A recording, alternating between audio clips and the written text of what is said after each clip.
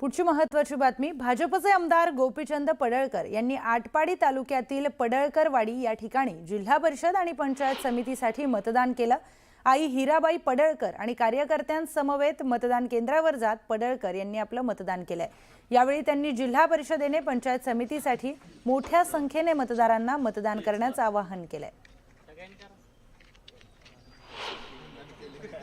जिल्हा परिषद आणि पंचायत समितीची निवडणूक आज होते।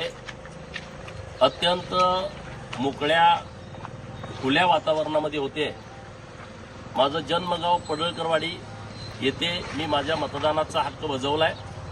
सर्व मतदार बंधू भगिनींना विनंती आहे, मतदानाचा हक्क आपण सर्वांनी बजावलाच पाहिजे।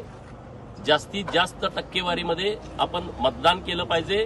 लोकशाही मजबूत करण्यासाठी निवडणुकीमध्ये अत्यंत महत्त्वाची जी प्रक्रिया आहे ती आहे मतदान, आणि हे मतदान आपण सर्वांनी करावं अशी विनंती।